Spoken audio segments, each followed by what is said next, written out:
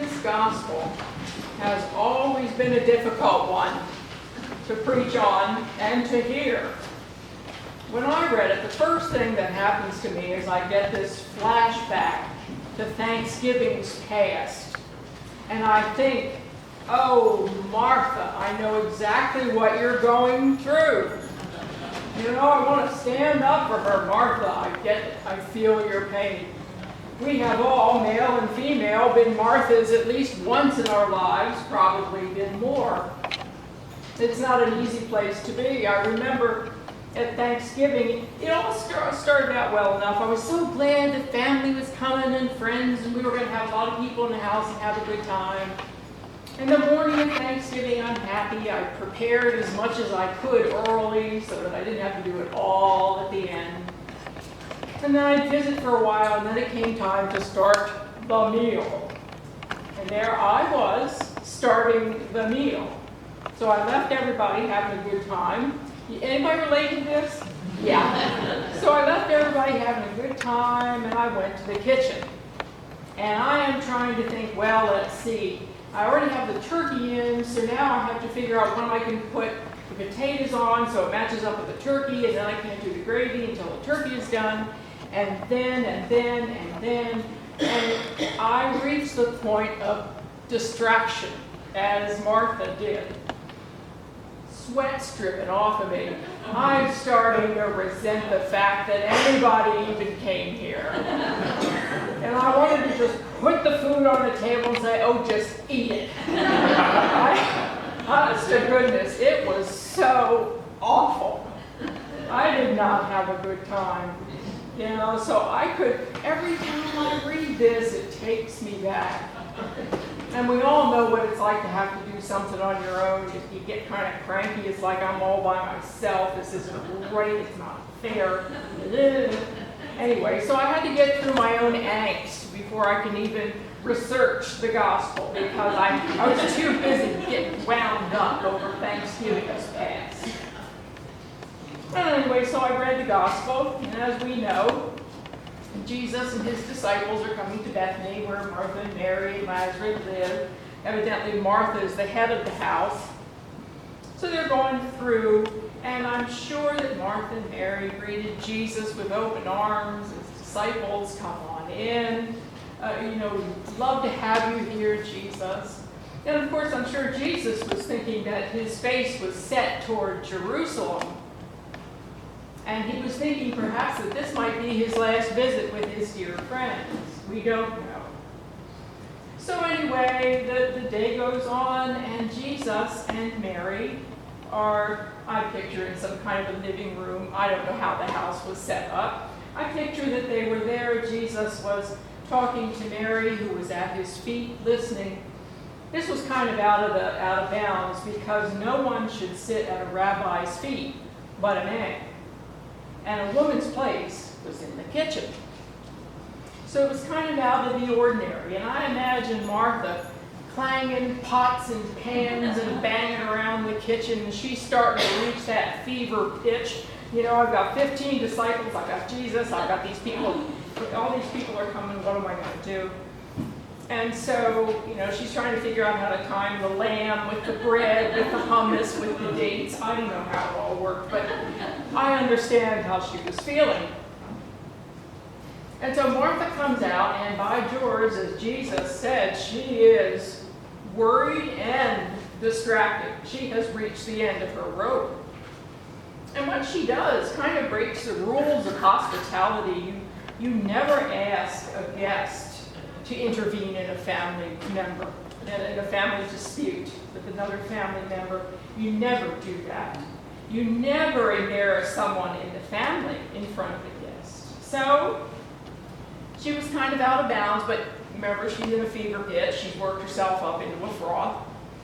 And she said, Lord, tell my sister to come in here and help me, essentially. And then Jesus gives the answer that's hard to hear and hard to understand. He says, Martha, Martha. By saying Martha twice, that's a way to convey affection, to say something tenderly, to use a name twice. So he's not scolding her. And it's kind of like an endearment here. Martha, Martha, you are worried and distracted by many things. There is need of only one thing.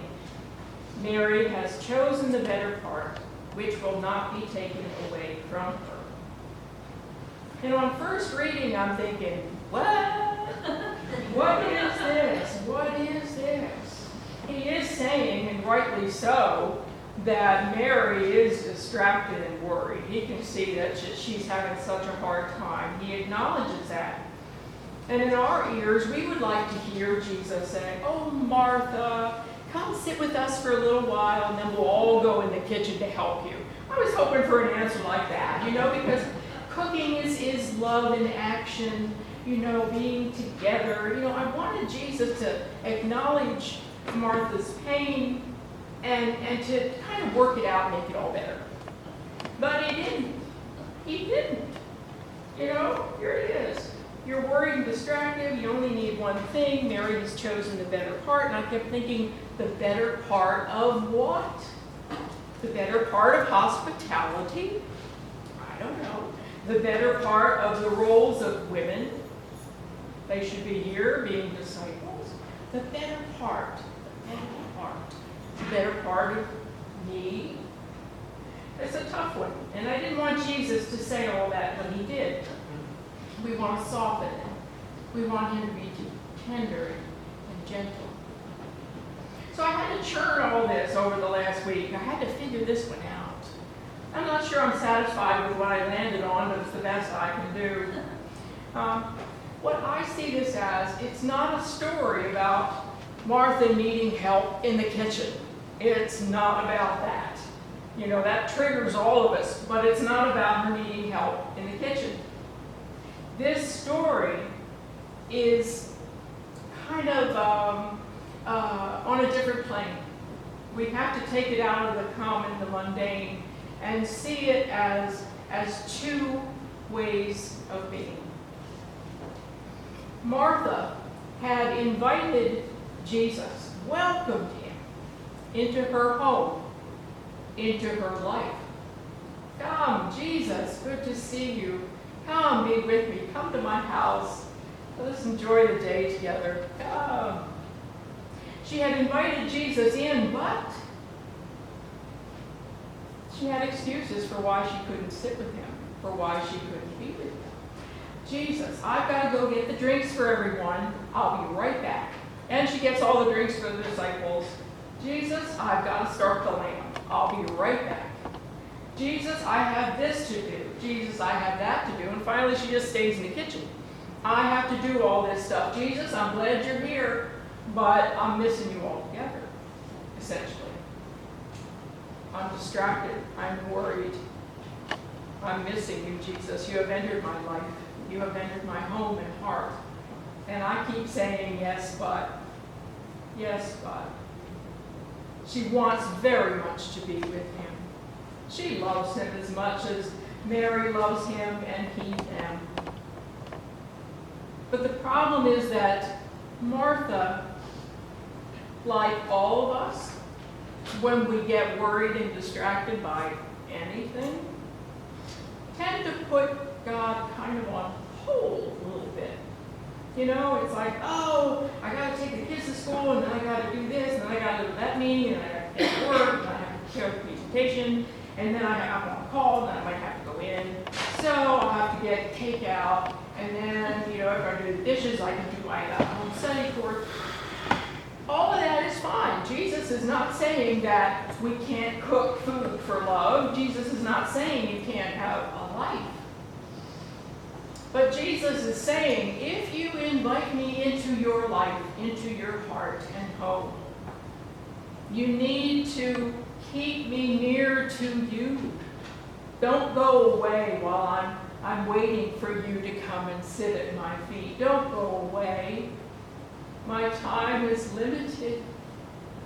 With Mary and Martha, he knows that this is the last time he's going to see them. You don't go. Don't go away from me. You invited me here. Let me be tender with you. Let me hold you. Let me teach you. Don't go away and be distracted by everything. So does that mean we can't have lives? No, it does not mean we can't have lives. But it does mean that foundationally, at some point or points in our day, we need to stop and get a grip. Because we may be worried and distracted, and we may need to just say, okay, wait a minute. I'm getting way over my skis. I have got to remember the Lord, and the Lord is with me, and the Lord's peace will help me get through this day. I have to acknowledge Him and get Him into my heart and welcome Him there, that I can do all that is set before me. That is what we need to do. That, I think, is what this is about. Not about helping someone in a kitchen, but truly taking Jesus to your heart. Now, there's a lot of people who have different ways to pray. Some of us, our prayer is work. That's even in the Book of Common Prayer. Prayer is work. Some of us pray during our busyness. Some of us serve food. Some of us do things as their contribution, as their ministry. That's fantastic. There's nothing wrong with that. It's wonderful. Some have orientations to be a bit more contemplative. Some people have a mix. They like to serve God in action and also in prayer. We're all at different places in our spirituality with God. But what we all need foundation. We ought to try to put aside our Thanksgivings past and remember that the first thing in our lives is Jesus. We welcome Him. Now we need to pay attention to our guest, our Lord, our God. Yes, we can go off and do stuff. Take God with you. Take Him with you. Talk to Him. Help me with a turkey. And whatever you want to say, talk to Him. Bring Him into your world, into your life. It'll be so much easier, and you won't get so distracted and so worried, I promise you. It's amazing how it works. Just amazing. So, Mary and Martha. Not about Martha needing help in the kitchen. It's about our needing help to keep God's word.